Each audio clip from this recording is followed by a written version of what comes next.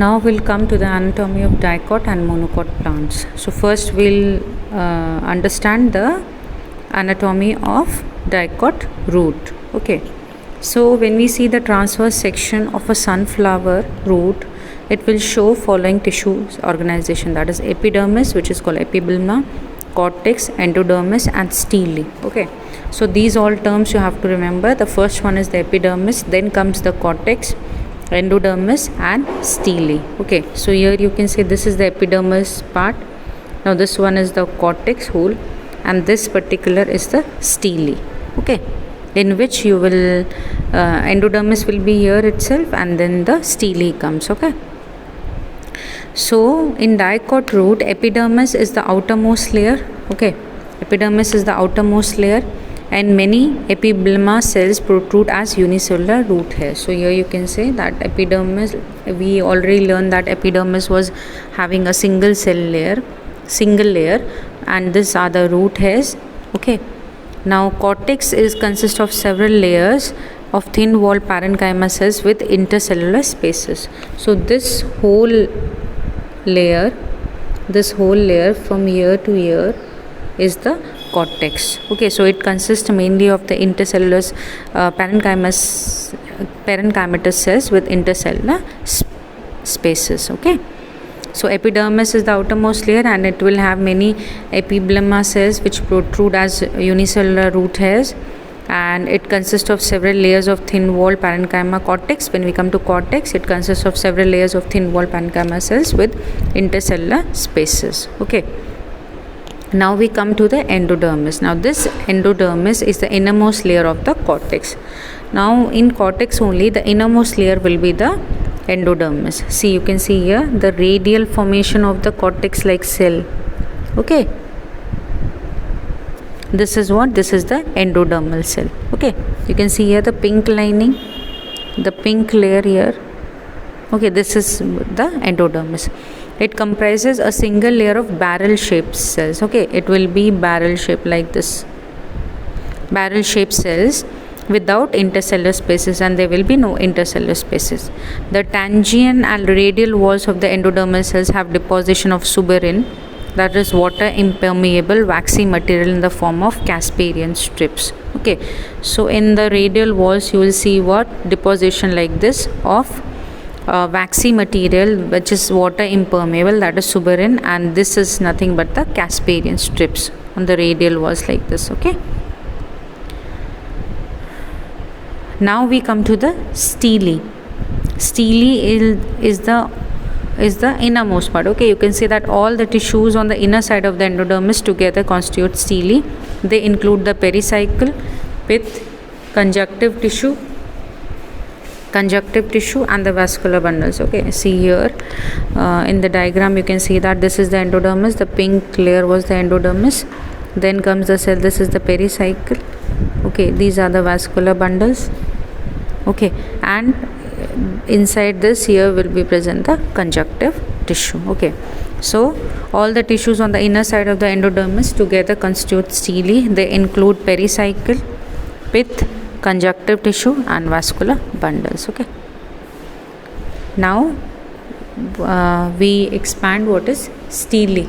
Okay, a few layers of thick walled parenchymatous cells next to the endodermis is the pericycle. Okay, a few layers of the thick walled parenchymatous cells is this one is this pink line, the pink circular layer cell is the endodermis, and inside these cells are nothing but the pericycle. A few layers of the thick walled parenchymatous cells next to the endodermis are the pericycle. Initiation of lateral roots and vascular cambium during secondary growth will take place in these cells. What is pith? Pith is the innermost region. It is small or inconspicuous. The inner layer, this is the pith.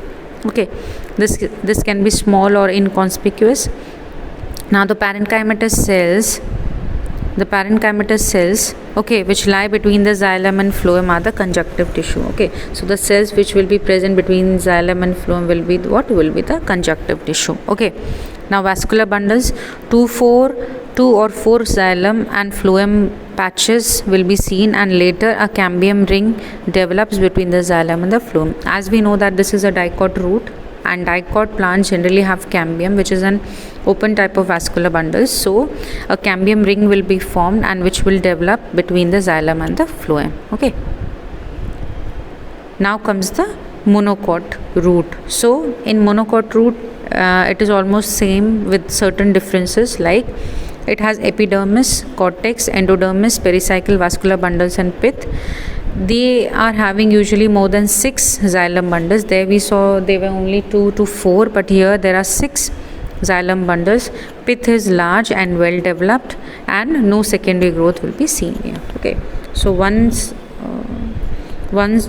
again, this is the root hair, this is the endodermis, this is the cortical layer, the outer layer, this is the endodermis. Okay, now comes the phloem. These are the patches of phloem, xylem, phloem, xylem. As we saw that in roots we generally have the arrangement of the vascular bundles in a radial form. I mean, here the pith is large and there will be no formation of the cambium. Okay, now we come to the dicot stem.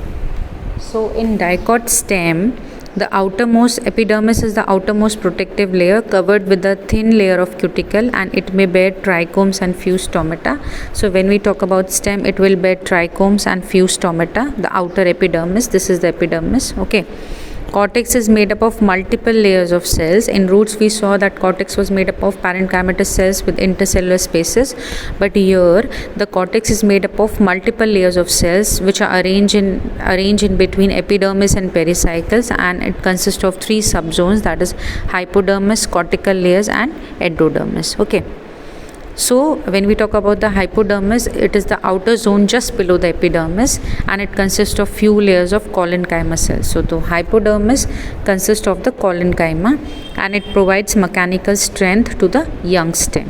Okay, so here it was divided, the cortex was divided into hypodermis, cortical layers and endodermis.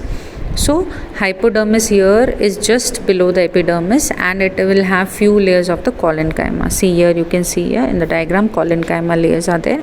Then comes the and it will provide mechanical strength to the young stem. Okay, now comes the cortical layers. Below the hypodermis you will find parenchymatous cells. Okay, and these parenchymatous cells will have conspicuous intercellular spaces will be present, and they are round and thin walled. Okay, and then comes the endodermis. Okay, see here, you can see the endodermis here. So endodermis is the innermost layer. Cells are rich in starch grains, and it is also called the starch sheath. So in dicot stem you will see the formation of the starch sheath. So first we saw the epidermis with stomata and trichomes, then comes the cortex, which was divided into hypodermis, cortical layers and endodermis. Okay, now it will be the stele. So the stele will consist of a pericycle. Okay, stele will consist of a pericycle, vascular bundles, medullary rays and pith. Okay, so pericycle is present on the inner side of the endodermis and above phloem in the form of semilunar patches of sclerenchyma. Okay, see, this is the pericycle and this is present in the form of patches. Okay, then comes the medullary rays. Few layers of radially placed parenchyma cells will be present between the vascular bundles. Now vascular bundles are in large number. Their ring arrangement is a characteristic of dicot stem. See here, you can see in this diagram, a ring arrangement of all the vascular bundles. So this is a characteristic feature of a dicot stem, and each vascular bundle is conjoined, means xylem and phloem will be there and it is open, that is having cambium. And protoxylem is endark. Okay, so protoxylem is endark. What is endark and exarch we have already learned. Okay, now pith. When we talk about pith is the central portion of the stem. It has many rounded parenchymatous cells with large intercellular spaces. Okay, so this pith is large, and it will have many large parenchymatous cells with spaces. So it was pericycle with sclerenchyma, medullary rays, vascular bundles were conjoined and dark, okay, and they were in characteristic circular formation. Okay, now comes the monocot stem. It has sclerenchymatous hypodermis. Okay, there the hypodermis was collenchymatous. Here the hypodermis is sclerenchymatous with many scattered vascular bundles, each surrounded by sclerenchymatous bundle sheath and large conspicuous parenchymatous ground tissue are there. Now here in monocot we'll see that the vascular bundles are scattered, vascular bundles are conjoined, that xylem and phloem are together and in closed form. Okay, they are not having any cambium.